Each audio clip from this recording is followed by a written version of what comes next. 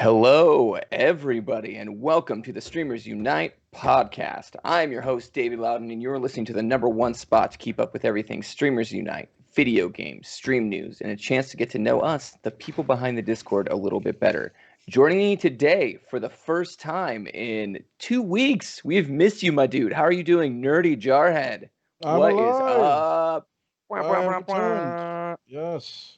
You have Yes, returned. by popular demand of no one, I have returned He is to my by rightful very spot on the popular demand. No podcast. one. I've been getting emailed. I've been getting spammed. I've been getting phone calls. I've been getting Skype mail. Skype mail doesn't even exist, and I've been getting it for you to return. Skype mail doesn't even exist. Oh, I'm glad I was missed. Thank you, everybody. I am okay. I was just going through some life stuff. You know, it is what it is. I'm glad to be back, though, with the fam, with the boys and the girls. Can't forget the girls, but, you always got to say the boys. Yeah. Well, you could say people and be politically correct if you want, but that's just kind of me. Got the human beings up on deck. Where my human beings at? Where my fellow human beings at? Honestly, I don't know. It reminds me of Community whenever someone says human beings and that amorphous monster they had as a mascot. But anyways, that's a deep cut. Anyways, going in, we also have Zizu on the good old podcast today. How you doing, Zizu? How's life this week? It's been great. It's been good. Just chilling on that Destiny 2 grind. Hanging out. Nice. Any major things in Destiny 2 going on? Not yet. Okay. Not till November, really. So Okay. The Just reset kind of was pretty today, chill. right? Tuesday, if I'm not mistaken, correct? Tuesday reset day on Destiny. Yes. Okay. Yeah. Yep. I was playing for a little bit today. Some Iron Banner. Oh, Some nice. PvP. Haven't done Oh, PvP. Iron in a Banner's while. going on right now. You got Sweet. the full. You got the full set already, right? Yes, sir. The wolf gear, yeah, for sure. Heck yeah, let's go. And then last but not least, the mean, the lean, the demonic gunman. How you doing, my dude? I'm doing great. Thinking of that bratwurst sauerkraut. Come on, just drop it. Just drop it. We But know doing you're great. wrong. There's been a decision. It went to the higher courts of wherever. You no one cares. Nobody cares. That's why you're better than me, Dave. That's why you're better. I told you I put our names on the website, and the website said that I am better than you. So I don't know what to tell you but you know. I'm glad to be back, though. Oh, it's good to have you here, man. We missed you last week. So okay, and then also we have our producer Crispy running the show as always. Say hi, Crispy. Hi, guys. Hi. And then we got this week we have Lasiriad holding down the chat. Let's give a good hello in the chat there, Lasiriad.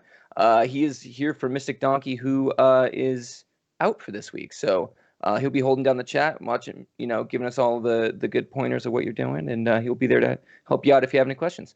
Speaking of chat, if anything has anything to say during the stream, please post us questions. At the end of the show, we plan to address a few of them, or actually live on the show, we will address a few of them. And with that said, I'd like to welcome you to episode 8 of the Streamers Unite podcast, where we will be discussing Dr. Disrespect back on Twitch very briefly, Xbox confusion, Rocket League going free to play, Nvidia cheaping out, and Amazon trying gaming once again.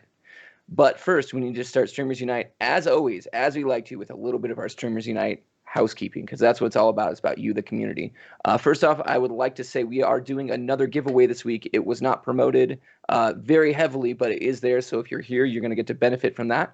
It is a $25 giveaway. So just go exclamation point giveaway throughout the stream. You only have to do it once. Please don't spam it. And you are entered to win a $25 gift card of your choice. We will work that at the end. And then, yeah. Sorry, can I just say it's exclamation mark please. Ticket, not giveaway to enter. Oh, exclamation mark ticket. Thank you so much, Crispy. That's why we have you here. Keep us on track. So exclamation point ticket, you are into the giveaway. And just do it once. Don't spam it. We've got you in the thing. We're going to find out at the end who wins. So we're going to start out, as always, as we always start with Streamer of the Week. Each week, our community selects one streamer to highlight that is deserving of the title Streamer of the Week. You might be saying to yourself, well, I'm a badass streamer. How do I become Streamer of the Week? And the answer is simple. Be active in the community. That's the most important. Network. And just be awesome streamer when people come by your channel. This person is selected by the Discord, and it's up to each and every one of you to pick the best streamer each week. Feel free to throw up your suggestions in the chat right now for Streamer of the Week. This week's streamer of the week, and we are now actually announcing this live, just so you all know. We're just a quick caveat on streamer of the week. We are going to be moving streamers of the week from Sundays to Mondays, and then we are going to be announcing them on the podcast every Tuesday. So the streamer of the week is now going in the Discord from Monday to Tuesday. It'll be selected Tuesday morning, and then we will announce on the podcast live every single week. So and this week we will be announcing that Eins Trigger, a variety streamer who likes RPGs and indies, is our streamer of the week. He's a great member of the community. He was the Torch a couple weeks, like 3 or 4 weeks ago. Not long ago, he was the Torch. Now he's a streamer of the week. He plays games like, he was actually playing today, Genshin Impact, which is a new action RPG. It looked pretty fun. Axiom Verge, Gems of War, and a little Kingdom Hearts every once in a while. He's a cool dude and a great member of the community, so please go check him out. Throw him follows, throw him likes, go check out his stream. This is our week to highlight him, and he's just deserving of the title. Great member of the community. Now we're going to move on to affiliate. I'd like to highlight this week's streamers who have reached affiliate. These people deserve all the glory for what they've achieved. Between their hard work and our community support, they have reached their goals of becoming Twitch affiliate. These streamers this week, and it's a short list, so just so y'all know, usually we have about 5 in a week. This week it's a short one, and that's okay. Some weeks we're going to win, some weeks we're going to get a bunch, some weeks we're going to get not so many. So it's going to be really easy. I want you all to go out and visit these two streamers' channels, give them likes, give them follows, give them all the love, because it's super easy. There's only 2 of them this week. First one is Haya69, and she is an awesome streamer, new to the scene, really fun, super active in the community. I would highly, highly, highly recommend going and checking her out. She's a lot of fun to watch. And then we've got Brevo. He was our previous torch holder, and he made it. He won. He won, everybody. He's affiliate. So thank you for all your support out there for pushing our torch, Brevo. And go continue to watch him and continue to support him as he continues his journey onward in Twitch. And as an added bonus, all streamers who reach affiliate for this next week, I'm sorry, as an added bonus, we will be hosting all streamers who reach affiliate for up to a week in the Streamers Unites channel. So congratulations to everyone who made it this week. You will be hosted since you reached affiliate this week. I recommend you go and check. Sorry, everyone. I switched up my document beforehand, and it confused me, so I apologize for the bumble right there. But yeah, go ahead. They're going to be hosted on our channel this week, so if you are watching our channel, you might run into them on there, and it's not a bonus to them. I recommend you go and check these streamers out, help them grow their channels, and we have provided the links in the chat right now. All right, last but not least, we got Torch Holder. So as you know, our Torch Holder program is where we as a community pick one streamer to fast track them to affiliate. This week, the streamer is Hyperion AFOW. He's currently sitting at a 2.49 average views, and I think he needs like 10 or 15 more follows. So go out there if you can right now, hop over to his page, give him a follow right now so we can get him to that 50, so we can get him to affiliate and get to the next torch. This person plays a lot of Overwatch. He plays a little Among Us too, working to get this homie pushed to affiliate. So please go get those lurks up for him, or better yet, stay a while and watch for a bit. The quicker we can get this guy to affiliate, the sooner we can pick a new torch, which I'm going to touch on that a little bit right now. We are actually modifying the torch holder program a little bit.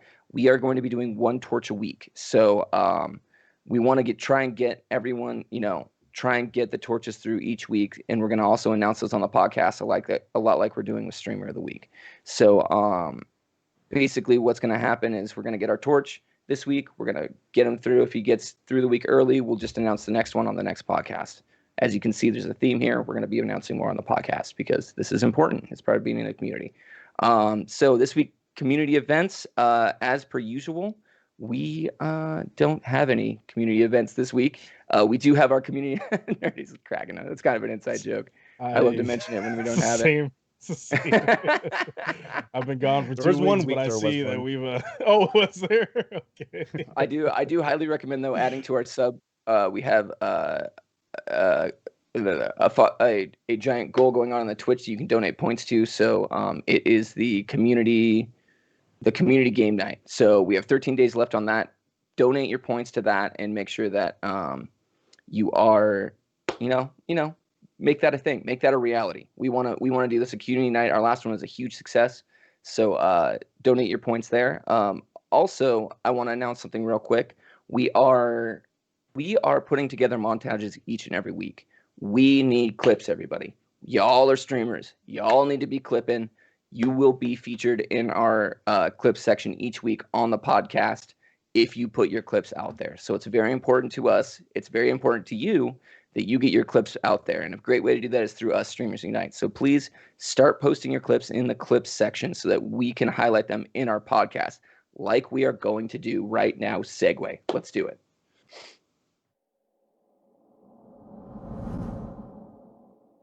She kills me on Among Us. And she kills you on the moon. What the? What did you just do? What happened? What the happened? Look at that. So I see whatever just happened.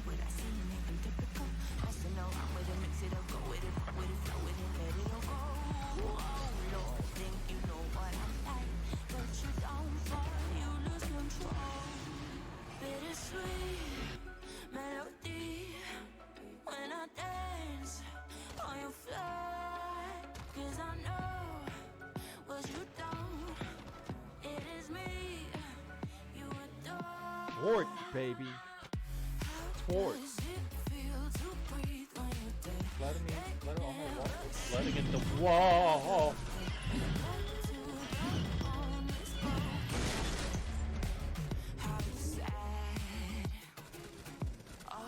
Yeah, let's go to AVR today. What? TV3?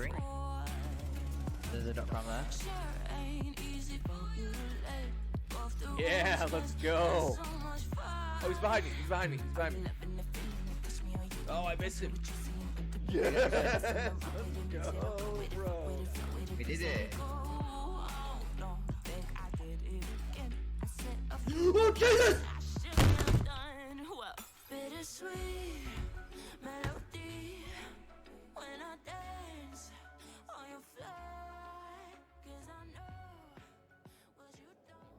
Creeper, bro. Yeah, go The ahead. creep. Oh, the creeper. Oh, Underdog. That was such a great moment on Underdog stream when he definitely got that. Was, by the way, just some context to that last clip that you saw with Underdog. That was his hardcore world. So he lost absolutely everything when that creeper fell on top of him. So GG's to him. I think he's got a hardcore world going again. He's kind of back on track, but watch his go watch his channel for some more hardcore Minecraft and angry moments of him dying from creepers. Anyways, that was some great clips. I want to remind you again, because I can't stress this enough. We need more clips. Give me your clips so we can put them in there and yeah. I'm not going to say that. All your so clips yes. belong to us. I'm not going to say it, dude. I'm not going to say it. So yes, but we do. Give me your clips. Give me your clips. We're gonna put them into a montage every week. We have been struggling the past couple weeks to get enough clips. We did a minute and a half there. We want to increase the amount of time and the amount of clips so we can feature people in this community. So please, clips. Okay, that's all I'm going to say about clips. All right, speaking of clips, I'm going to clip into an ad read right here. Like I said, we are practicing in case we become an actual real-life podcast. So here we go. Today's episode of Streamers Unite podcast is brought to you by the Streamers Unite Discord. Are you sick and tired of the same old fat follow for follow Discord? Do you want a place where you can network and actually gain real views in your Twitch channel or your YouTube channel? If you're saying yes to all of this, then come join the Streamers Unite Discord server. We offer not only a place to network, but we also have services like design commissions, this guy, and tech support, nerdy, that guy. I point that guy. We are a great place to help you reach your goal as a new streamer or meet new people to help you grow your channel once you reach affiliate. Click the link in the chat up right now and join us today if you have not. So speaking of have not, guess who has not been on Twitch for a while? That's right, Dr. Disrespect. So we are going to pop right into this article. It's from Sports Kinda.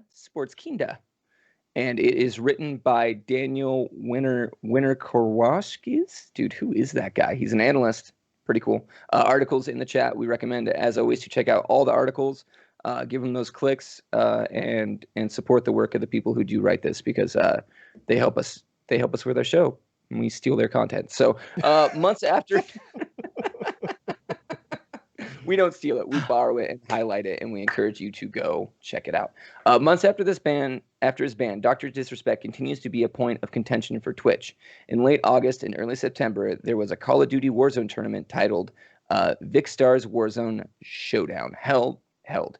It was meant to be a high-profile event for streamers and Call of Duty pros. The format was based on having two duo teams that joined each other in a squad to compete in-game. The controversy began when Dr. Disrespect moved forward in the tournament and ended up in the same lobby and matches as Chrismix and Not a Shot. The two did not meet Dr. Disrespect and the two did not mute Dr. Disrespect and continued streaming live on Twitch. Therefore, the doc was being played through another streamers and appearing on the platform. This is a problem for Twitch because it permanently banned Disrespect, and him appearing on the stream is a breach of terms of service. It's a violation that has caused other bans in the community.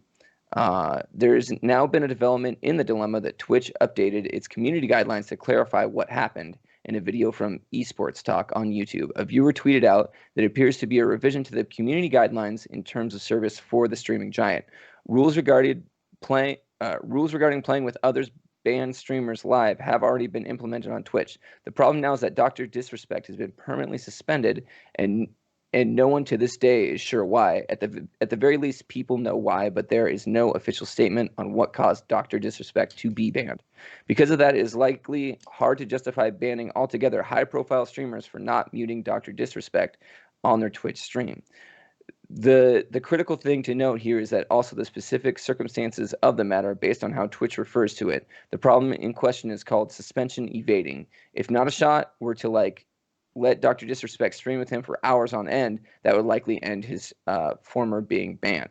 In this case, streamers were placed in a situation through a tournament where they had to play with Dr. Disrespect. They probably could have muted him, but that goes along with the murky details of his ban. No one is sure how severe his ban is or why you would need to mute him. Now that Twitch is aware of this, the waters have been tested, and it's unlikely that any more high-profile Twitch streamers will try their luck in this matter. So, and they did say, here's the clarification from Twitch. I want to read this real quick. We've updated our guidances in the community guidelines to clarify our policies around suspension evasion. We understand that there may be many instances where suspended users appear on your stream due to circumstances beyond your control, but we expect you to make good faith effort to remove them from your broadcast, mute them, or otherwise limit interactions with them, which I think is a very interesting statement all around. I want to start with what Twitch said there as far as or otherwise limit your interactions with the streamer. So are they saying like if you don't mute him or you don't, keep him off your channel, you're just supposed to not acknowledge his existence?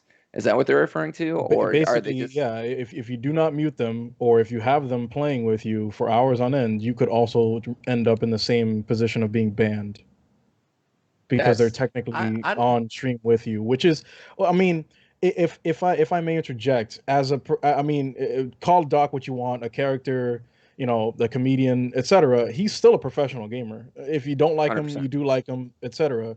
He's still a professional gamer, and I don't expect professional gamers to stop playing with, I don't know, another professional gamer because Twitch has a problem with it. And if my whole gaming career, or at least 95% of it, of being another said professional gamer, is playing on stream, then how are you going to tell me, well, your duo partner that you've played with for the last 7 years on stream, yeah, you gotta throw him away because we can't have him on stream, even vicariously through you.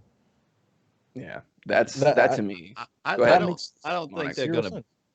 Yeah, I don't think they're gonna ban or anything. But it does say that they would ban you. That it would end up with the former if you stream with him. Yeah, I think they use that as just a technique so you won't do it. But I think I don't see a point. Why would you ban someone for playing with a professional gamer, but when someone plays copyrighted music and you don't get a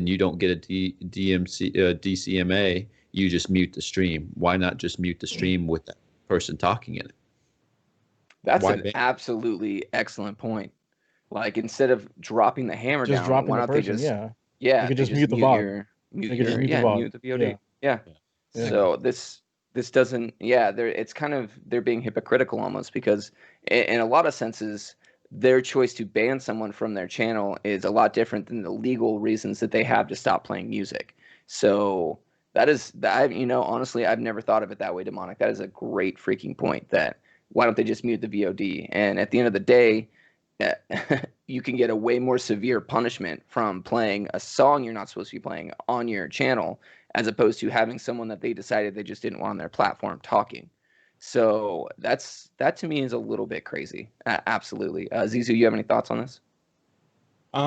Yeah. So to me, it just seems like Twitch favoritism. Like there's been a big controversy of this like in the past, and I don't know. It's not sketchy, but and it's just one of those things with Nate Shot. Like a lot of the people he's connected with like 100 Thieves and stuff, they like Kurt JD and Valkyrie, they're already like on YouTube. And so I have a feeling that if they would have like banned Nate Shot, he would have just left the YouTube. And they probably didn't want that situation, like lose more streamers. And so they preactively like changed the rules so they didn't have to ban him, which is kind of dumb. But it is what it is. But then why even go out of the way to that? But that's just pettiness. That's just pettiness from a platform that is too established to be this kind of petty. Like this, this is like, oh well, I said so, so there. Well, at the end of the day, though, it is Amazon's platform. They can decide how they want to do stuff, and if it's better for their business, they probably shouldn't, ban a streamer for just having another banned streamer on. For literally the amount of time of a game, of a match. Yeah, but I just don't understand how it would be considered suspension evasion then. If I'm like, it's not like I'm playing with Dr. Disrespect so he can stream vicariously through me. I'm playing with him because he's, I don't know, another professional gamer that I've known for the last 10 plus years, 7+ years. Intentions. Like there's no like, oh, you can't stream. Don't worry, bro. I'll hop on the stream and I'll watch your, I'll broadcast your screen share so you can stream through me. Like it's nothing like that. It's in all fairness, though, Dr. Disrespect isn't even at that. He'll just like, I'll make up my own I'll go stream on my own website if that's the case. He's so famous. You know what I mean? He doesn't need to stream through other streamers to get back on a platform that he probably doesn't give a crap about anymore. You know what I mean? He was probably on YouTube streaming his own thing. Yeah, absolutely. And they were just in a Discord call. But that's ridiculous that you would have to mute him. Like so my stream gets to suffer because I want to play with the person that I want to play with, but they can't hear him because if they hear him, then that violates my terms somehow. Yeah. Rather like even when you're matched up with him out of no choice of your own. That's I don't know, that just seems way too like we're walking the minefield here, and they're trying to be extremely specific in just making sure Doc is never associated with Twitch ever again. It's not even like other people. I don't even feel like they'd be stringent on anyone else like this. It's just whatever happened with Doc. They're like making up new rules just to make sure he cannot be anywhere near Twitch anymore, which is, for all that effort, you might as well just say what happened so we wouldn't be against you, or at least hint that it was some kind of severity in which, it is what it is. If you just say, well, we banned him because, sure, we banned him. Well, and then you act like this way, how do you expect me to be on your side? If you think it was a forced thing, though, do you think it was one of those things where it's like he was on there and like the community came out and went, oh, he's back on Twitch, and they were forced to make a statement? Or do you think this is something they put out on their own, that they saw and put out on their own? This is something they put on. You think they were forced? Yeah, because I guarantee you, Dr. Disrespect's followers and people who were on Nate Shot posted that all over the internet, and they're like, well, crap, we got to say something. And honestly, it's like, we don't really know what happened to Dr. Disrespect. We don't know if Twitch will ever say anything. They might not be saying anything now because it might be pending legal action, which they cannot discuss at this time. So also in that instance, it's weird. Wouldn't they at least say that it's they haven't even said that it's pending. They haven't even. Well, even if there's pending legal action, you still really can't talk about it. It might be like deemed by the court you can't talk about what's happening right now until we say so. But that's why they have that term, so you can say that term as an excuse. Like they haven't even used that term, that wording to make an excuse for why they haven't. They've just both parties have gone silent, and maybe there's been like a DMCA where both parties just like, okay, we're not going to sue you, but neither of us can say anything about this. Period. It's like they broke up or something, though. That's what it is. Oh, they did. It's Oh, like, they broke up. Yeah, it's like he's Doc broke up with dating other stream services. You know what I mean? Yeah.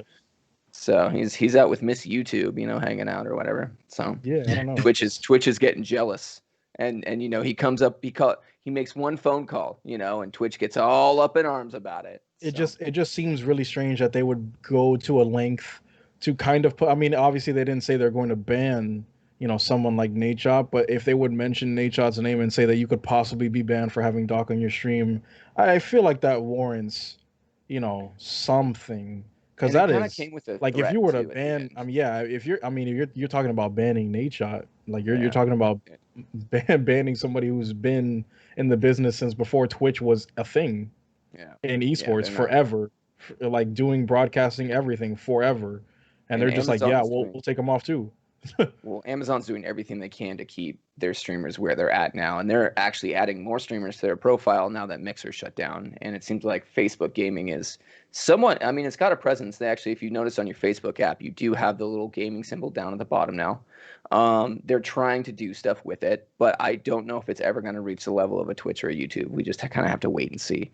So as we continue on with the uncertainty of Facebook / I totally forgot the name of that service.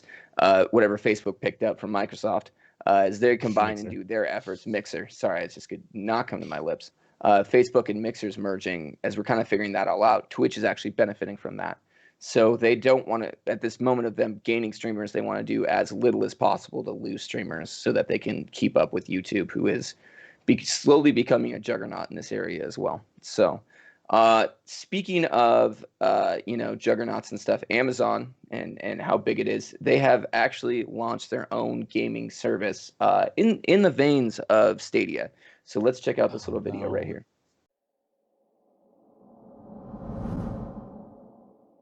Hey guys, Crispy here. Just wanted to apologise for taking the video out for this part of the podcast. Currently not owned by us, so we've had to take it out for copyright purposes. But I hope you can enjoy the rest of the podcast and enjoy the awesome content that we've got to provide. Also, don't forget to like, subscribe, and comment down below for future ideas for the podcast. Thanks for listening, enjoy the rest of the show, and I'll catch you later. See ya. So we're going to read a quick article on this and kind of get into it a little bit. Amazon has just been taking the wraps off its long... Oh, this is, by the way, The Verge by Jay Peters. Finally, a name I can pronounce. Jay Peters, thank you. I can read your name. I appreciate it. I figured writers just had ridiculous names. And Jay Peters over here just renewed my faith in anything. Okay, and this is, like I said, from The Verge. Amazon has just taken the wraps off the long-rumored Amazon Luna, meaning the company is officially jumping into the cloud gaming ring. Woohoo! One that has become increasingly crowded over the past years. Google launched Stadia last November. NVIDIA GeForce Now left beta in February, and Microsoft's cloud gaming service, formerly known as xCloud, is included with Games Pass Ultimate subscription as of September 15th, though it only works with Android right now. The race is on to see which, if any, of these cloud gaming services takes off with customers. Xbox. And each company is tackling cloud gaming in a slightly different way. If you're trying to better understand each service, we've put together a guide for you. I'm just going to read through the Amazon Luna stuff. Amazon Luna offers all-you-can-play access to different selection of games as part of its separate channels, which sounds almost like a cable service. But at launch, you can only subscribe to one channel, Luna Plus, and only if you're accepted as an early access user. That sounds like a beta. The only other channel announced so far is the house-exclusive Ubisoft games. And right now, you can't buy individual games on Luna. You can only play with the included in-bundle Luna in the bundles. Luna Plus will have introductory pricing of $5.99 per month, while the Ubisoft channel, which is currently listed as coming soon, doesn't have a price yet. Games will stream from Amazon's AWS widely used cloud computing infrastructure, which is a very good infrastructure, by the way, with the promises of loading very quickly with no installations required on your part. And if you buy the custom $49.95 Luna controller offered for Luna early access users, you can connect it directly to those services while you're playing, which Amazon claims will mean less latency in gameplay than if you're using a controller over a Bluetooth connection. Luna will be available on PC, Mac, Fire TV, and in notable distinction from its competitors on iPhone and iPad. The iOS version of Luna is progressive web app, according to Engadget, a solution that allows Amazon to circumvent Apple's restrictive App Store rules from cloud gaming apps. Gamers will target up to 1080p with 4K support coming soon for some games, according to the Luna website. Let's stop right. Let's see. Amazon. We'll read this last paragraph. Amazon plans to have about 50 games each on both the Luna Plus and Ubisoft channels. The company told Engadget the number might be surprisingly easy to grow over time as Luna runs on a Windows servers and NVIDIA GPUs in Amazon's AWS compute cloud. So developers can bring their existing Windows games over to those and get them running on Luna. So yeah, this is honestly very interesting.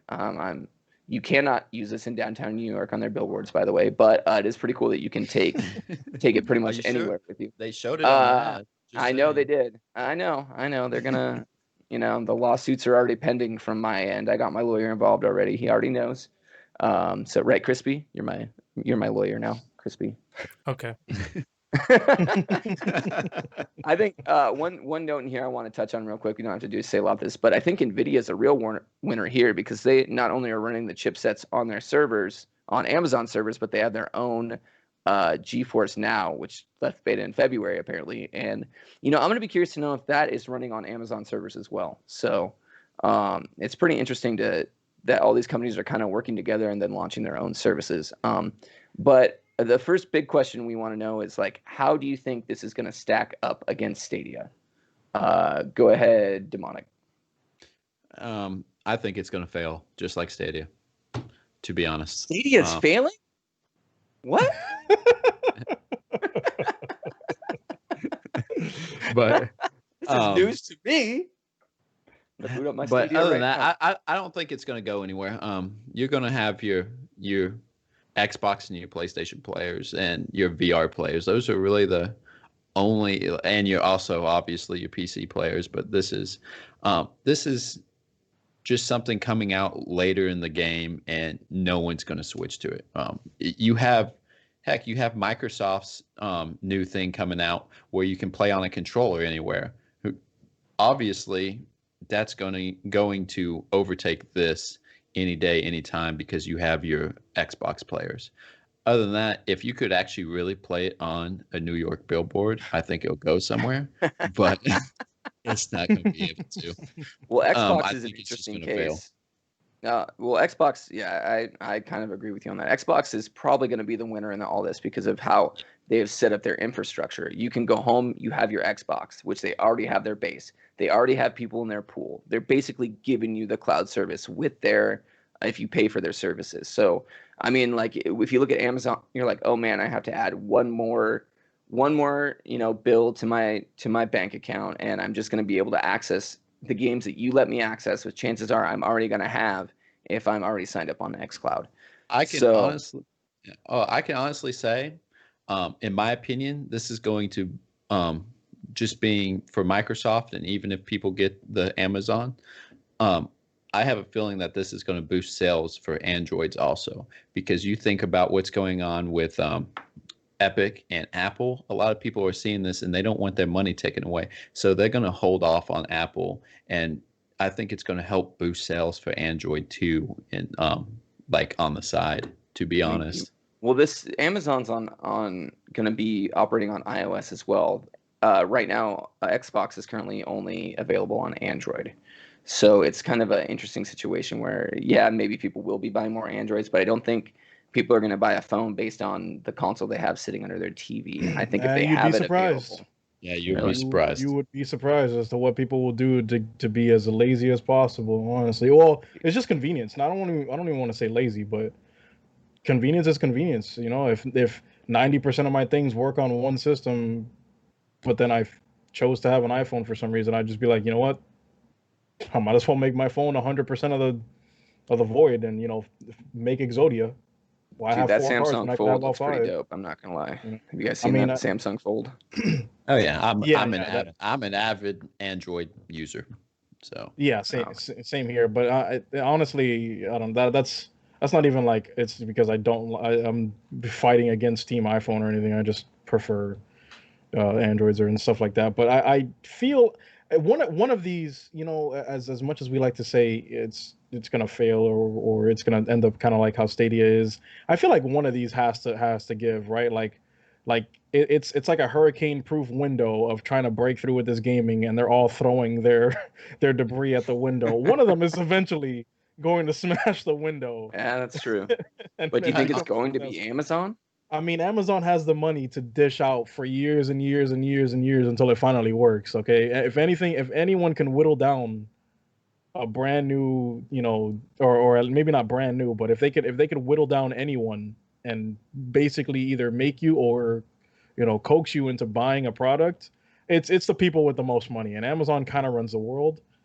Well, at least they're not coming out like Yeah. Google Stadia and being like, And- "Oh, we got 4K," and then not really have 4K, and that's Yeah, continuing to be a problem for Stadia. In Yeah, my continuing opinion, to. the gaming world is not going to have really no one's going to change up the gaming world. No one's going to change from PC, PlayStation, and Xbox, unless there's some major breakthrough or some major like invention in the gaming 5G. world.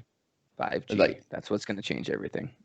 I don't think so. Yeah, when I don't 5G think comes so. out, PC2 comes out, baby. Can't wait for No, that. well, 5G. Here's the thing. Here's the game breaker with 5G, and why I say that. It's because once you have 5G, you're going to be able to get the upload and download speeds to your phone to actually stream games. Right now with 4G, it's not quite there. You're still going to have the delays and the latency. But once we hit that 5G and that barrier's broken, if I can just stop my Xbox and go out and take a walk with my Xbox controller and know I'm going to be connected well with 5G, overall, and that's going to happen. that's still Xbox though.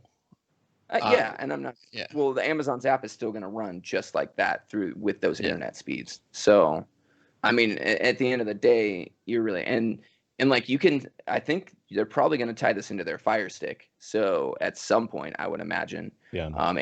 And they did. I mean, I don't know if y'all know this. We kind of touched on this while the video was going on. Y'all didn't hear it, but this is Amazon's kind of second foray into this. It was like within the last year, they actually released a box that played video games, but it was such a miserable failure that they pulled it. It was basically just like Amazon Fire Gaming, is I believe what it was called. It came with a controller. You hooked it up to your TV, and you had a very limited selection of gamings. And I'm wondering if that was kind of a precursor to this, like, hey, like we're kind of dipping our toes in the water, and now we're jumping all the way in with this. The thing that I find interesting about this is Amazon does have the money, but more importantly, I think they also have the willpower. Google is very known for starting a project, coming out big with lots of hype, and then if it doesn't take off right away, they just drop it like a rock. Yeah. They cut it so fast. And that's why everyone was worried about Stadia in the first place. So do you think Amazon has the legs to actually pull this through and make it happen? The only reason I say so. Oh, sorry. We haven't heard from Zizou yet. Let's get Zizou's opinion on this one real quick. Yeah, go ahead. This is gonna fail, just like how Stadia did, and I don't think regardless if the internet was great, there was zero latency and all that aside, if that was perfect, which it's not, they would still fail, because I think the reason why xCloud would succeed over anything else is because they have the exclusives. They have their Microsoft products. They have Halo. They have Gears. They have Forza. They're about to have Bethesda games, and Stadia didn't. They had games that everyone already owned, and why buy something and just buy the game again? No. And it's going to be the same problem with this. It's at the end of the generation too, which is horrible, and it's going to be having all the games that you already own. So why buy into something for games you've already played? Control was the biggest game they showed on there. That was the biggest one they have is Control, and that was barely a AAA title. It was definitely a AAA title, but it was not anything to. I mean, it was a great game. Don't get me wrong. Don't. I'm not throwing shade on this game. It's not like. But you play that game for one playthrough, and then that's it. There's no. I mean, I don't know if I replay that game, it's because I'm an achievement hunter. It's not. It doesn't have replayability just because. Yeah.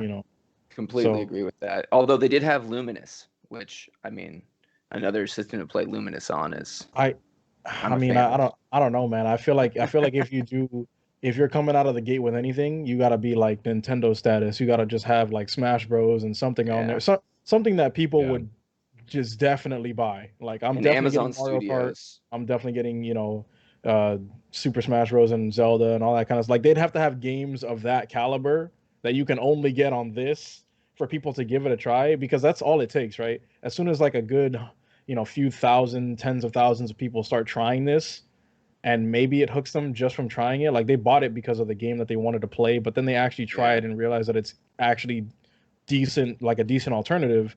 Then that's when you start getting your market. But I'm not going to buy this just for the hell of buying it.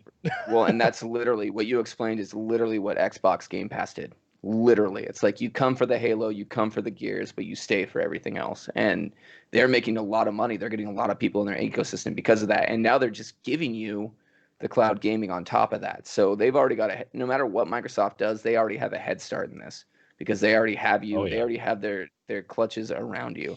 So speaking of Xbox, this is a great place to transition. There's been a little confusion about the Xbox Series X and the Xbox One. This comes from VG website Video Game Chronicles. It is written by Andy Robinson, another easy name. Thank you, Video Game Chronicles. Amazon's Xbox One X sales rank up 750% following the Series X pre-orders. 750%. Key industry figures have criticized Xbox Next gaming name confusion for its similarities. Let's see. Amazon is reporting a significant increase in the sales of the rank of Xbox or Microsoft's current gen Xbox One console. Now, this is going to get a little tongue twistery here, so hang tight with me. Across the day, pre-orders for the next gen Series X and S opened. According to the website's Movers and Shakers page, Xbox One X sales were at one point up 747% compared to the day before, with a sales rank of 317 compared to 1,685 the day before. You see, Nerdy, I can say numbers.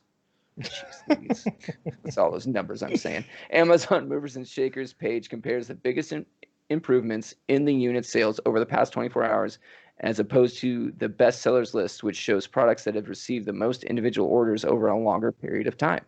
So the Movers and Shakers data is useful for seeing real-time increases in popularity, but is not necessarily indicative of a significant number of actual sales. It is possible that the Xbox One sales increase could be drawn to market around the new console and consumers deciding to enter the platform's ecosystem via the current gen hardware. However, it could also be due to confusion. Xbox Next Gen naming convention has been criticized by key industry figures for its similarity to previous generation consoles, which are still on the market.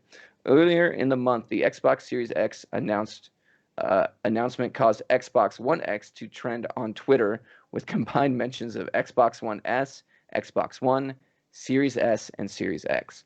Nuclear Throne developer, I know, it's so confusing. Nuclear Throne developer Rami Ismail shared the trending topic and said it was proof that the confusion naming convention. For the folks, okay, and this must be from Rami. For the folks arguing last week that the Xbox naming is absolutely not confusing and everybody calls it the Xbox Series X and Xbox Series S, and the game developers who trip up on are incompetent, this was imminent trending response to the Xbox Series S and Series X announcements, he said. Shahid Ahmad, who spent a decade at PlayStation, most recently in the role of director of strategic content, also said he thought the naming convention was confusing. Obviously, I'm biased, but I found that the Xbox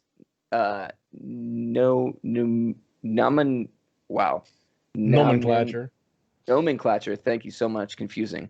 That is that's gonna get me every time. he's good at numbers, just not words. Not words today. Yeah, I could do one or the other. You don't get both, everybody. You don't get both. He wrote with PlayStation, I know if I buy a PS5 that it's going to be a general leap over the PS4. If I buy an Xbox Series S though, where does that sit and where am I missing out on by not getting the Series X? So I'll end it right there because I'm afraid that there are going to be more words I can't pronounce. That's definitely the best. I mean, that one sentence has to be the best single argument, period. Is that know when you get a PS5, it's not the PS3 and it's not the PS4. We're going up, people. We're fine. Exactly. But where does the SpongeBob SquarePants Series XL compared to the X SquarePants Sponge LSX? Which one is going forward? Xbox XXL Series X. Which one is the one we're going forward with here? Like that has to be Well, The not to mention, worst. poor grandma is like, I need to get Billy Yeah, the new not even Xbox. grandma, Which dude. one do I get? I would get Dude, my kid the wrong one, and I'm not even 30. I would still get my kid the wrong one. I would tell my kid, I would be like, "Oh, you want an Xbox? Sure," and I would make them unwrap a PlayStation.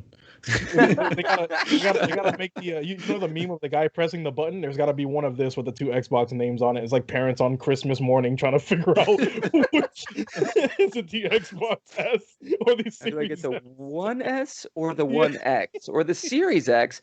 One sounds more than series because it's like 100 X's, but I mean, there is a series of X's and a series of S's. Dude, I can't even imagine So, like layaway or pre-orders at like a Dr. Kmart or Seuss, something can or you a help me with Target. this? Can you help me, Dr. Seuss? I have an Xbox One X and an Xbox One S and an Xbox Series S and an Xbox Series S. Billy Sue got the Series X. Billy Joe got the Series S. What the hell is Which one going is better? You don't even know which one is one better is going based on on? names. And yeah, it's man, it's a mess. I'm sorry. I know one of you, maybe Gunman or Zizu, want to hop in on this, but it's just a mess. Yeah, Zizu, what do you got to say on this bad boy?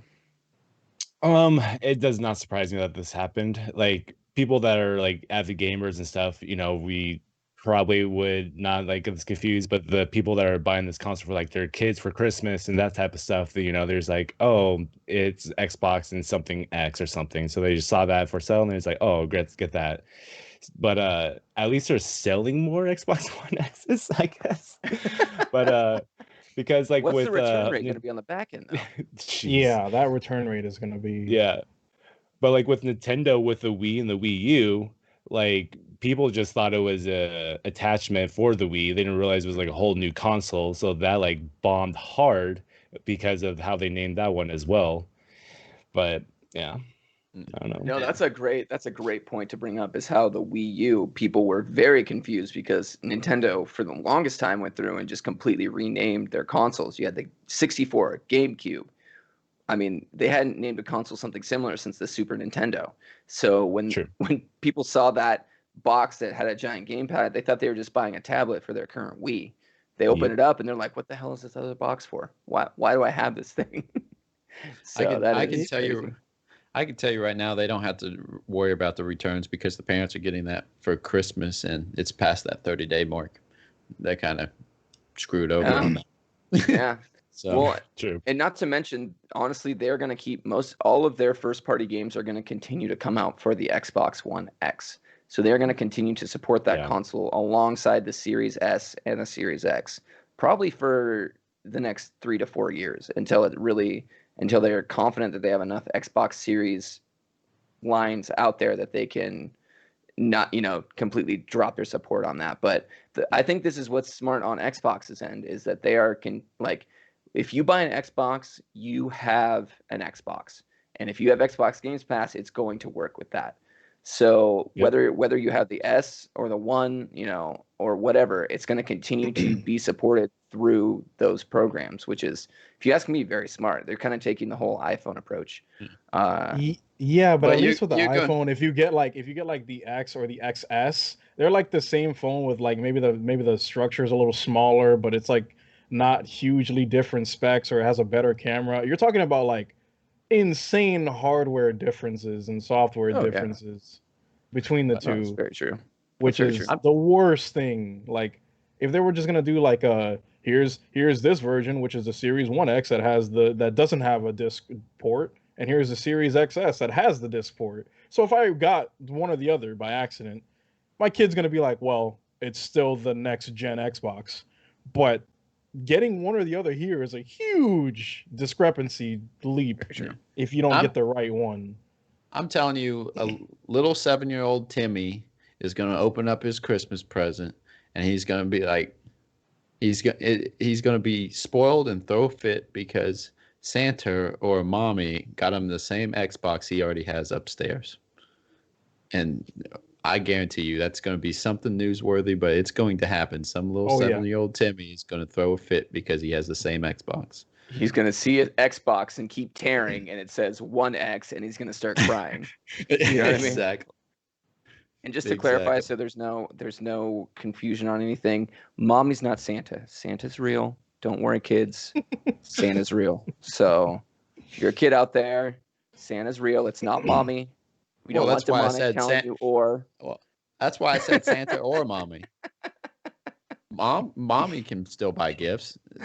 Santa can bring True. them. Mommy can still buy them. Okay, Mommy still okay. gets birthday gifts, you know. So I just don't want anyone complaining later that nah, you know, he was just talking Cats about a on the December bag. baby. Okay, it was a December baby. He was born on the. Okay, let's move on. Let's move on from that. That's bad. So, but anyways, yeah, this could definitely lead to, I mean, distrust in the brand. I don't think it's going to be as big a deal as people are thinking, but it is definitely going to be something to look out for with that. Does anybody have any more comments on this? Anything else they want to bring to the table as far as like naming confusion? Pretty straightforward topic, I feel No. like. Yeah. All right. With that said, I'm going to drive this conversation. See what I did there? To some Rocket League news. This comes from Forbes. It's by David Thier. Another easy name. Dang, I just need to start picking the right articles. Epic will literally give you $10 to download Rocket League. This is the sort of thing that usually follows like clickbait in one way or another. But we come to expect different sorts of things when dealing with the Epic Game Store and a massive pile of Fortnite money fueling it. That is the most true statement we've heard all day. For more than a year now, Epic has been giving away free games as a way to bolster its new PC storefront, which I'm going to stop right there. If you're not getting those free games off of Epic every week, you need to start. Go, if you have a PC, even if you can't run those games, go just start putting them in your library right now. I just did you a favor. There you go. But now it apparently decided that free isn't free enough. Rocket League will be free to play, and Epic will be giving you $10 coupon to the store just for downloading Rocket League. For the time being, Rocket League costs $10 on the Epic Games Store. There are stipulations, but really there's not much. You have to download the game by October 23rd, and you have to spend the money before November 1st. And you cannot spend the $10 on in-game currency or pre-orders. Epic brought Rocket League to developer Psyonix back in May, or bought Rocket League developer Psyonix back in May. The developer was among the first to make a major push for crossplay with Epic, champion with Fortnite, and so it seems there's some considerable cultural overlap. Giveaways have been the core part of Epic's strategy since it first launched the store. In some ways, it feels like the only option. Chief competitors Steam has been to the market leader for a decade, and most PC games will always gravitate there for a simple reason that it is where they started their games are. I have to use the search bar there to find games in my own library, and that's the crux of what Epic wants to do with PC Store. They give you a ton of games so that you will spend more time in their launcher because that's where your games are. My Epic game library is now nowhere near as big as Steam's library, but it's quickly growing. It hints, yes. Quick interruption. Nerdy Yes, sir. Jarhead did disconnect from. I did not see that. Do we need to hold on? We're going to take a quick pause. Do we need to get him back in? I would say just keep going. That's what Motley's saying. Okay, we're going to keep it going. Crispy, are you working on that? Getting him back up? Yeah, I'm working on it. Yeah. Okay, so this article is touching on a major thing here. It's saying basically that Epic is going to give you money to just download Rocket League. But here's the deal with Rocket League: it's that it is now free to play. It wasn't before. Here's a quick little tidbit on this. So congruent players for Rocket League was sitting somewhere around 100,000. Once Rocket League went to free to play, it had over 1 million congruent players playing it. So one thing that this article didn't mention that I wanted to bring out and talk about here is like how free to play has really impacted what's going on like in the video game world. How taking a game that you normally would have to pay $20 for and then flipping that and making it free to play, how many more people you instantly have in your community. I've been a big proponent, like I'm a huge, I don't know if y'all know this yet, but I'm a huge Dead by Daylight guy. And I've been arguing tooth and nail that this game, Dead by Daylight, should go free to play. And Rocket League is the example of that. To literally grow their base by 10 times just because they made it a free game. And to me, that speaks volumes. Demonic, do you have anything to say on that? To be honest, Rocket League, it's a fun game. to me, it's run its course. I don't really have the attention span of it, but it's a great competitive game. I'm glad they came out with it for free. Bring more players, bring more money, because there's in-store buying that you can do to get little car skins or flags or whatever you want to do to customize your car. But overall, I think it's a fun game, and good on them. I'm glad they put it out for free. It allows more people to access the game, to be honest. And Caesar, your thoughts? Like I played this game when it first got released on the PS4 like a long time ago. Like it's fun. Same. It's a good marketing strategy to make stuff free like that, especially since it's been out for a long time. Like you were saying, like I'm really surprised Dead by Daylight has not done that. It's kind of shocking. It's been out forever, I feel like. Well, but yeah, good move on them, and it'll probably bring some people to Epic, but a lot of people are already there because of Fortnite, though. Well, they had the microtrack. Oh, go ahead. Oh, I was like, I think if Dead by Daylight did that, they would still make a ton of money on like their DLCs. Like make the game free, but charge for the DLCs. Well, and that's my biggest issue with Dead by Daylight is that it's just loaded with DLC. Literally, you will pay $20 for that game, and then you will pay 3 times as much to get all the DLC for that game. I literally paid $10 for that game and bought every DLC except like 2 or 3 and ended up spending $70. Yep. Yep. And so there's no reason that the base game of Dead by Daylight should be continuing to charge you that much money when it could go free to play. Reduce the price of the DLCs. Reduce the price of the DLCs. In all fairness, with that game, they do this. There's literally a sale on that game every 3 months. So if you want to get into Dead by Daylight, the base game literally goes down to like $11 to $8 every 3 months. I've watched it happen since I've started playing. Since I've started playing it back in probably February, I've watched the price drop of that game 5 different times. So it's really is something that if you want that game, just wait a little bit on it. But I think it would be to their benefit to get people into that ecosystem and just getting them playing that. I hope Dead by Daylight sees what's happening here with Rocket League and that saying like, oh my gosh, their base grew by 10 times just by making the base game free to play. And then we can just sell them our DLC after, you know what I mean? So that's one of those things where it's just like, to me, this is the biggest case than ever that with a lot of these live service games, give the people a little taste, give them a taste, give them the base, and reward them. Also at the same time, reward them for being in that community, or let them pay their way up. You know what I mean? And pay their way for all the content they want. I know with Dead by Daylight, it's a grind, but you can earn most of the things in that game just by simply playing the game. It's a grind, trust me. It would take you a long time to earn it in game, but it's something that is possible. But with Rocket League, I mean, they don't even have it. You don't even have things you can buy to make your game better. It's just like all cosmetics and stuff, and they're still going free to play.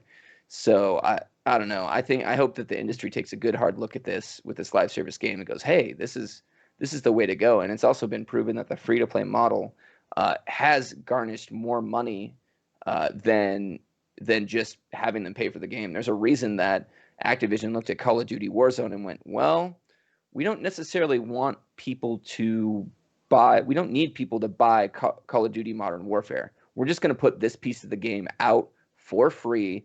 They did that because they know they're going to make 10 times as much money on the downloadable content and selling you crates and selling you this or that just by getting it in the hands of the players. Now, if you want the other side of multiplayer, that's also part 2, because you have a lot of people. I mean, I think you were maybe it was Crispy who was telling me that he doesn't really play Warzone, but maybe he started in Warzone and wanted to get the other part of multiplayer, and then you have to go buy it. So to me, it's just a great strategy overall. Give people a taste, get them hooked, get them in there. Oh, yeah. And how many killers do you start out with in a normal game of DBD? You start off the base. It's like 7 killers and 7 survivors, something like that, or six killers, 6 survivors. Honestly, you don't even have to. Yeah, you don't even have to buy the DLCs. Like, that's plenty of work to do, plenty of grinds to do right there. It is, but honestly, some of the killers like Leatherface. There's a whole thing with Dead by Daylight that certain perks are attached to certain killers, and people like to make builds out of that. So, oh my gosh. Okay. I was about ready to announce you weren't coming back. No, but Zeus was getting heated about a game upstairs and threw a bolt of lightning down. Lost power for a second. Sorry about that. His team was losing. Yeah. We're back. We're back. We're back. Hey, welcome back, Nerdy Jarhead. Appreciate you being here like this. Thunder. Zeus. Oh His my team was gosh. not having the time up there. Just so you all know, Zeus is a dog, and he literally was licking a light socket. Very tragic. Whoa. Yep, there he is, right there. There's Zeus There right he there. is. No, that's. I'm sorry, I did not even know my dog was back there. Oh my gosh! Usually I get him out of the room for this reason. No, There we go, Zeus.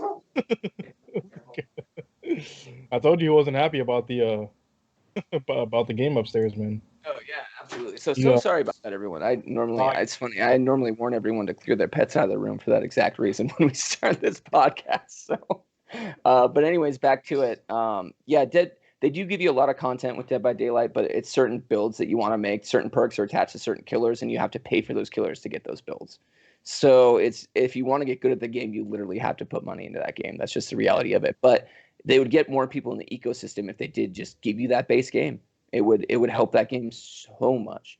Nerdy, you have any last final comments on this? I don't know if you've heard much of it, but Rocket League going free to play. Anything you got to say about the benefits of going free to play? Uh-oh. Either he's just holding really still, or we've lost him again. Yep, the dog got mad again. Oh wait, welcome back. Nerdy? Yeah. Still there? Are we here? Am I here? Okay. Stroke. Oh no. Okay. All right. As long as I'm here, baby, we're good. Woo. Okay. Yeah, you're back.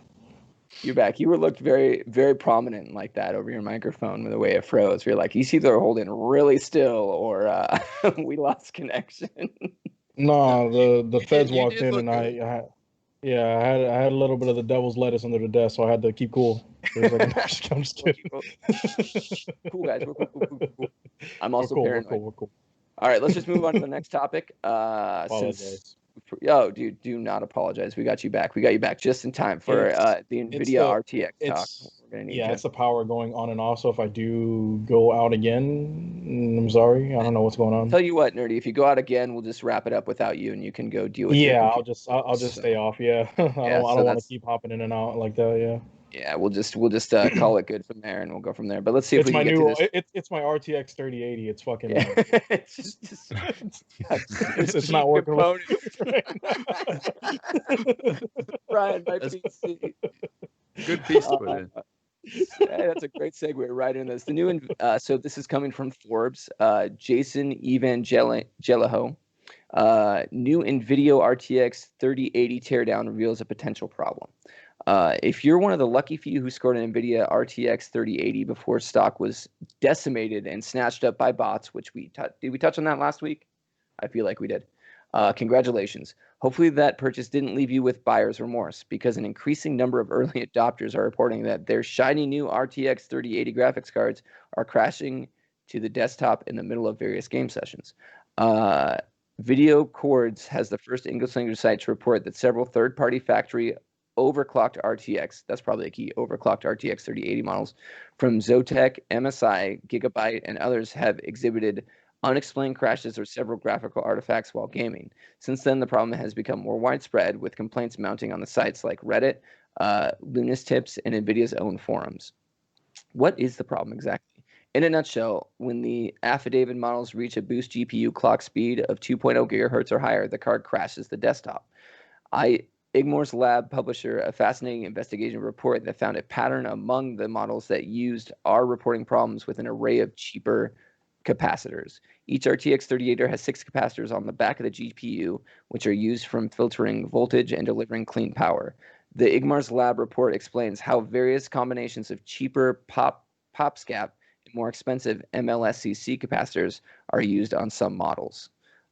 Two worthwhile notes before we move on. First, NVIDIA's own founders edition cards are not exhibiting these issues, probably because NVIDIA used a combination of capacitors. Second, the teardown shows that the Asus TUF RTX 3080s are nothing but the higher cost capacitors. So if you got the Asus one, you're good.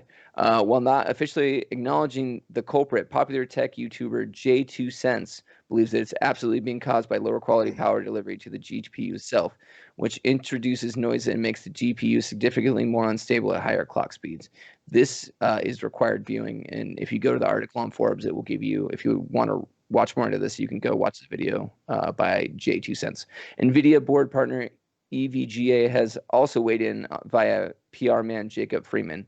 During our mass production QC testing, we discovered a full 6 PopSCAP solution cannot pass the real-world application testing.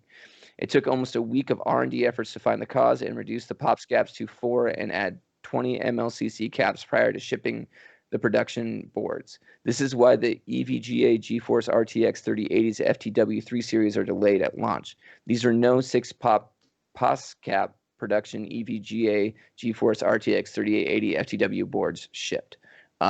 So what can you do? My best advice is not to purchase a new graphics card on day one. While wait until the problems like this are identified by early adopters and subsequently resolved in the future of production batches. So we're going to end this article right there, and we're going to ask the question, like, first off, Nerdy, I know you know more about this than me. Please explain this to me. So when you buy an NVIDIA graphics card, are they not made by NVIDIA? What's the process there for that? Like why does Asus making some and then EVGA making some? What's the difference and why are they doing it?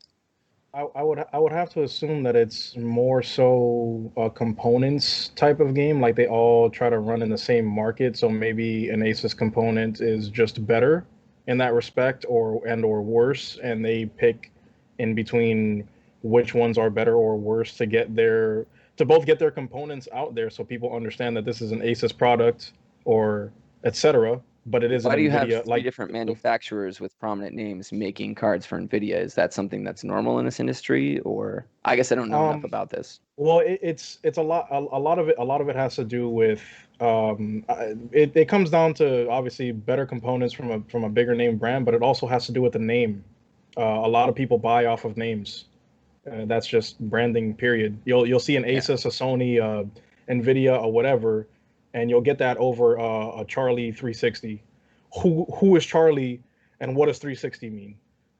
Nobody knows. Nobody cares. Whatever name is on the box, that sounds better, but both the components work better, and they're probably cheaper among each other than they are. And there are also other manufacturers as well. But this would be like the case of like dual branding almost, where it's like an ASA NVIDIA GTX 3080. Because it sounds like Asus, it sounds like they're having different manufacturers make these cards, and then they're branding them with the different manufacturers as opposed to coming out with just. Do you have a take on this, Demonic? Yeah. Well, they are different manufacturers, and even in the video when I watched it, he was saying that the Asus graphics card has better capacitors in it, and that he would that knowing the information he knows now, he would actually go for that instead. But overall, they are different manufacturers that they get them from different parts of the world, so to say. Do they license then that design? Is that what happens? I can't go that far. If I told you that, I would be lying. So okay, fair enough. Need to research this a little bit more, maybe, and go into it. Yeah. But the fact of the matter is, we'll kind of pivot here. The fact of the matter is that these cards aren't working due to cheaper components. And what does that tell you? Let's take this out into the broader scope of things. What does that tell you about maybe buying an Xbox Series X or a PlayStation 5 at launch? Do you think having a misstep like this is going to give you any fears of being an early adopter of that technology? Well, sorry. Somebody else should take the. I talk a lot. Well, Demonic, are you willing to bet your PlayStation 5 that it's going to work? All right. So, one, I am going to buy this later down the road. I am going to buy the 800 later down the road. Like it says, don't buy it.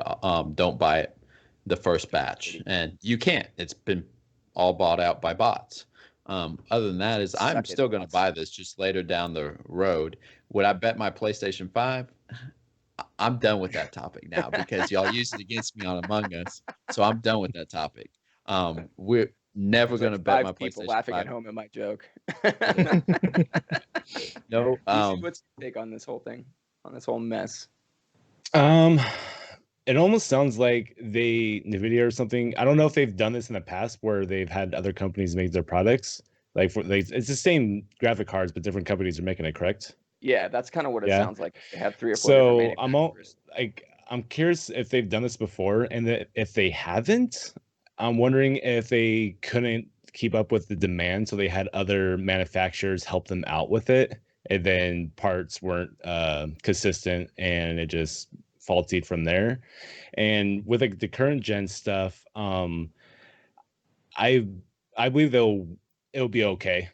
Like, to be honest, like the PS4 and Xbox One, it was pretty smooth compared to 360 and PS3, like the hardware wise. Like I feel like last gen was pretty, or this gen is pretty solid. I have had first gen PS4 and it didn't break. My first gen PS3 broke 4 times. So I have faith for the PS5 and the new Xbox would be just fine. Yeah. Maybe I'll go buy someone the Xbox One X instead of the Series X. Well, hey, Crispy, are you there? It's like, yeah, Crispy. Do you have any take? I know you're a big NVIDIA guy. Do you know anything about this topic as far as how they're manufactured and why different companies are manufacturing them? Well, a lot of them have. See, the one I was getting, it's one of the bit better ones for cooling. It's called a Aorus Extreme, so it's basically top of a notch for cooling. So a lot of them will have better components than, not better, but NVIDIA's own ones are just bog standard what you get for the Founders Edition. And then when it goes to like Asus, Gigabyte, all the other ones, I can't name them, but there's loads. They all have their own set components that may be better or maybe worse than the Founders Edition. So they basically like license the design and make them, basically, is what they do? They use the specifications that NVIDIA provide them and then add on their own components. Okay, that makes a little. Thank you for. But I think what was lost in translation there was that they didn't follow the list to the T, and they ended up with lesser quality components. And so in some of them they have different capacitors. So the Founders Edition has 4 of the smaller capacitors, and then 2 of the ones that have there's 8 different ones. The on better the ones, one. And then Asus has the same, I think, and then the other ones have 5 of the worst ones, then 1 of the good ones. So that's where they're cheaping. So the key takeaway from this is either get the Founders Edition or get the Asus one. Yeah. Or until they fix. Yeah. Also, just listen when people know more. Yeah. Please listen to their list. If they tell you that they need this component and you're like, nah, we can save $6.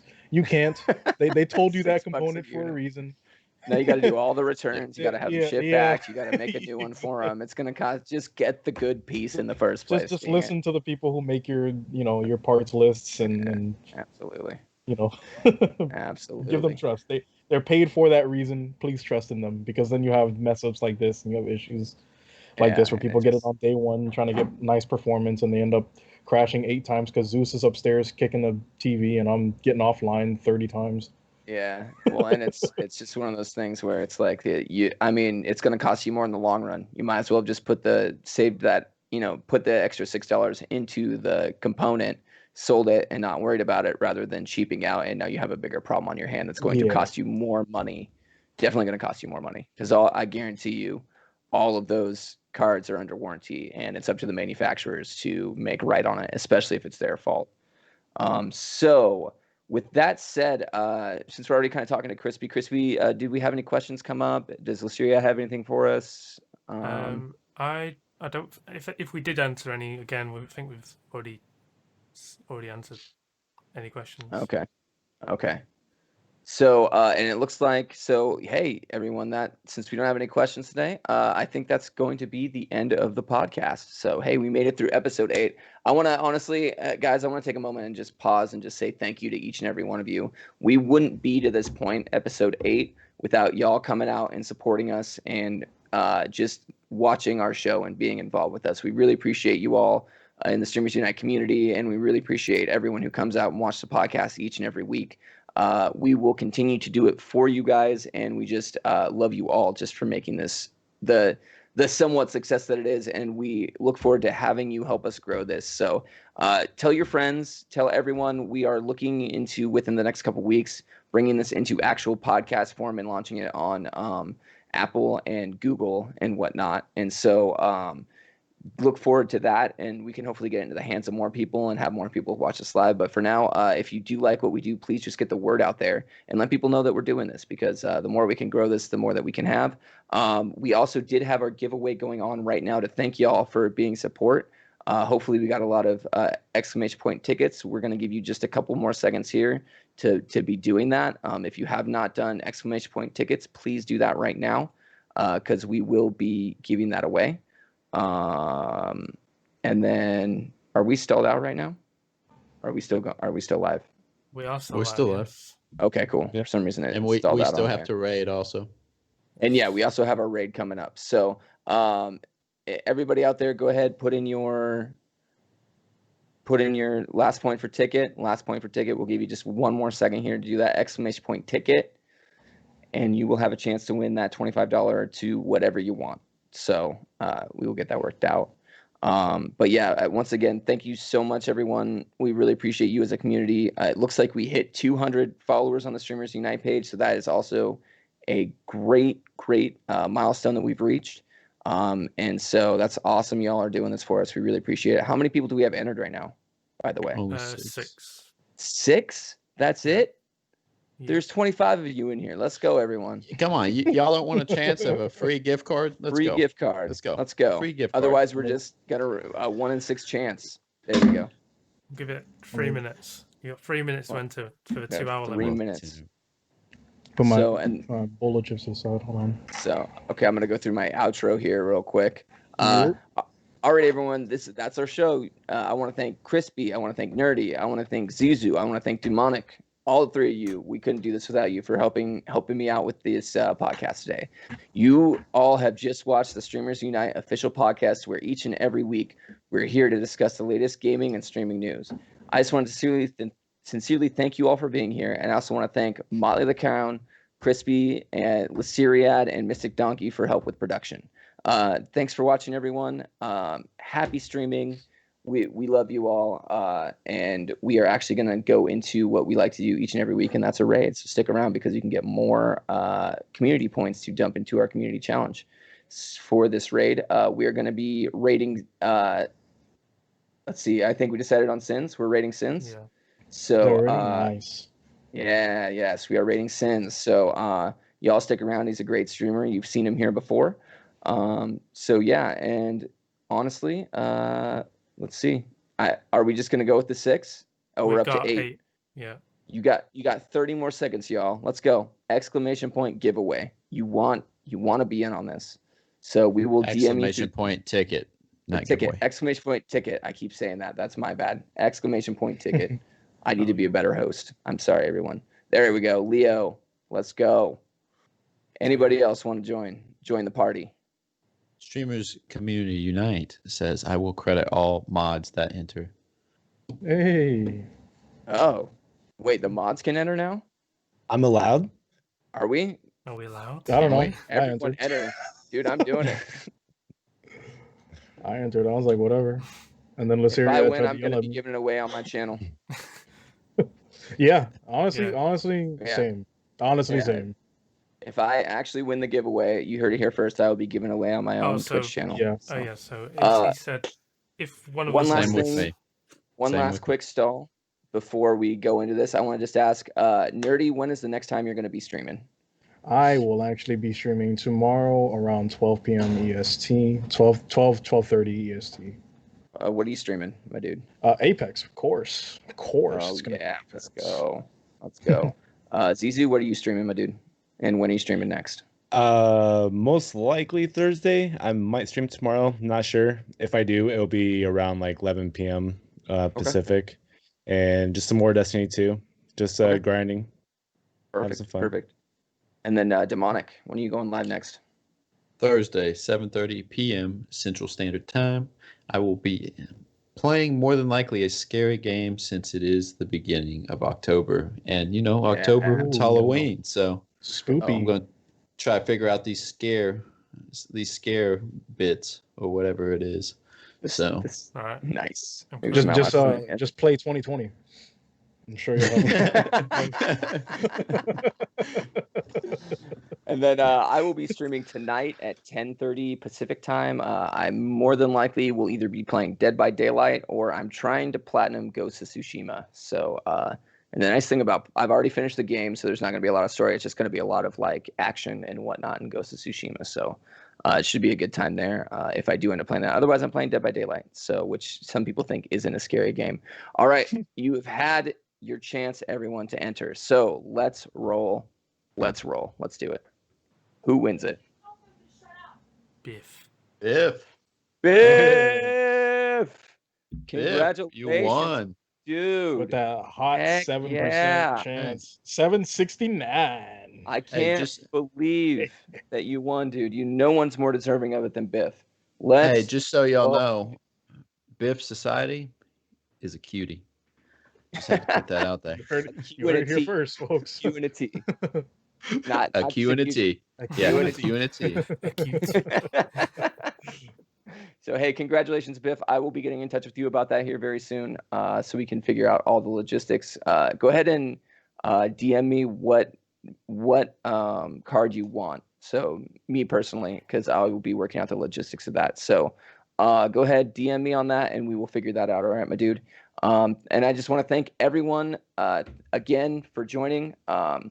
And we are going to now be rating Subjective Sins. Enjoy, everybody. Oh, one last thing. One last thing before we go. Don't hit that button yet. Yeah, well, you got 10. Make sure everyone, the debate's going on right now in the United States. If you're in the United States, go watch the debate. Go vote. I'm not saying anything more than that. Do it. Let's go. See you guys. See ya. Bye. Bye, everyone. Thank you so much for coming by. See you later. Hey guys, Crispy again. Just wanted to thank you for watching this week's podcast. I hope you enjoyed, and remember to comment down below for what you want to see in the next one. It's a big thank you from me and all the moderators at Streamers Unite, and we hope to see you in the next video. Thank you, and see you later. Bye.